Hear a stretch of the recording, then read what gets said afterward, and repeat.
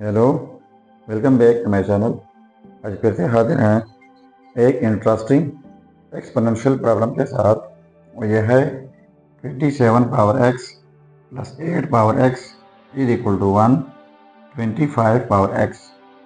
अगर आप जीनियर स्टूडेंट हैं तो शायद आपको पता चल रहा होगा कि x की क्या कीमत है।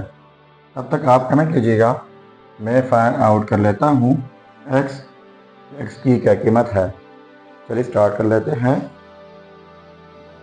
देखो, सबसे पहले 27 की जगह लिख लेते हैं 3 पावर 3 होल पावर ये वाला x प्लस 8 की जगह लिख लेते हैं 2 पावर 3 होल पावर ये वाला x इज इक्वल टू। इसी तरह 125 की जगह लिख लेते हैं 5 पावर 3 जो कि इक्वल होता है 125 का होल पावर ये वाला x। अब इनके लिए हमारे पास एक रूल है। रूल यह है कि x power a whole power b is equal to x power a and b। यानी जब किसी बेस के ऊपर दो पावर हो तो दोनों पावर्स प्रोडक्ट होते हैं। तो यहाँ पर 3 के ऊपर दो पावर है, 3 है एंड x है, तो ये दोनों पावर्स प्रोडक्ट करके ये 3x हो जाएगा। प्लस इसी तरह 2 power 3x is equal to 5 power 3x। अब मैं एक एक टर्म को डिवाइड कर लेता हूँ। 5 पावर 3x यहाँ पर divide by 5x divide power 3x यहाँ पर डिवाइड बाई 5 पावर 3x। ठीक है, अब ये कैंसल आउट जाएंगे। ठीक है, अब देखो यहाँ पर पावर 3x है, यहाँ पर पावर 3x है, तो लिख लेते हैं 3/5 होल पावर 3x लिख लेते हैं, क्योंकि ये पावर 3 के ऊपर भी है और 5 के ऊपर भी है।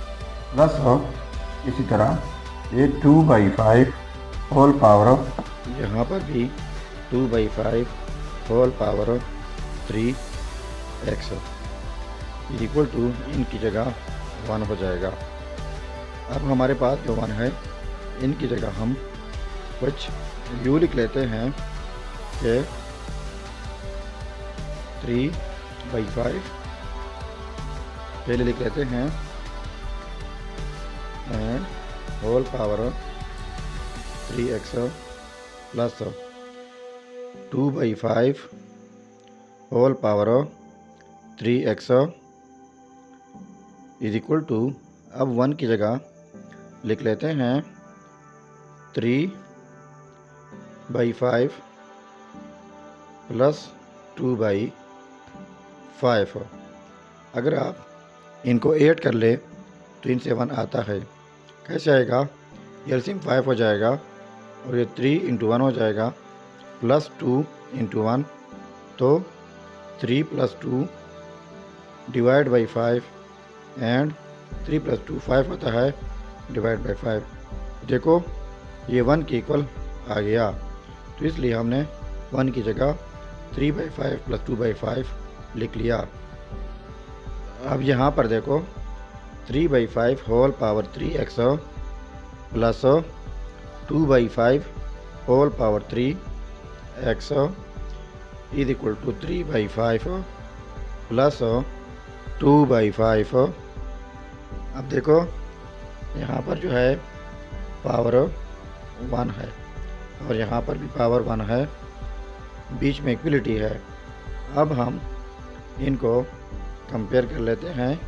सो कंपेयरिंग, देखो 3/5 तो इस साइड से 3/5 है, प्लस तो यहाँ पर प्लस 2/5 तो यहाँ पर भी 2/5 है। अब पावर को देखो, पावर 3x है तो यहाँ पर 1 है, यहाँ पर 3x तो यहाँ पर 1, तो इससे साफ पता चल रहा है कि 3x जो है वो 1 के इक्वल है। ठीक हुआ। अब बोथ साइड्स डिवाइड कर लेते हैं 3 से, इस साइड से डिवाइड बाई 3, इस साइड से divide by 3 cancel out. So x is equal to 1/3। So ये रहा हमारा फाइनल रिज़ल्ट। ठीक हुआ। अब देखो इस रिज़ल्ट को अगर हम वेरीफाई करना चाहें कि वाकई रिज़ल्ट ठीक है गलत है, तो मेन प्रॉब्लम में x की जगह 1/3 पुट करके अगर ये आपस में सेम आता है तो रिज़ल्ट ठीक होगा। चलिए अब हम इनका वेरिफिकेशन कर लेते हैं। अब देखो यह है हमारा result x is equal to 1/3। अब इनका वेरिफिकेशन कर लेते हैं। सो वेरिफिकेशन देखो 27 पावर x, तो 27 पावर में x की जगह 1/3 प्लस 8 पावर में x, तो x की जगह 1/3 is equal to 125 power x, तो x की जगह 1/3। तो देखो 27 जो है इनकी जगह लिख लेते हैं 3 पावर 3 होल पावर 1/3 प्लस 8 की जगह 2 power 3 whole power 1/3 is equal to 125 की जगह 5 पावर 3 होल पावर 1/3। अब पहले मैंने बता चुका हूँ कि जब किसी बेस के ऊपर 2 पावर हो, x power a whole power b is equal to x power a and b, यानी जब किसी बेस के ऊपर 2 पावर हो तो पावर्स प्रोडक्ट होते हैं।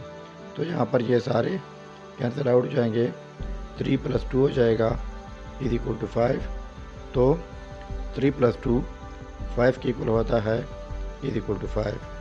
अब देखो ये आपस में सेम आ गए, तो इसका मतलब ये हुआ कि ये रिज़ल्ट जो है x इज इक्वल टू 1/3 ये 100% ठीक है। सो ये था हमारा प्रॉब्लम। अगर चैनल पर नए हैं तो सब्सक्राइब कीजिएगा। मिलते हैं नेक्स्ट वीडियो में। अल्लाह हाफिज़।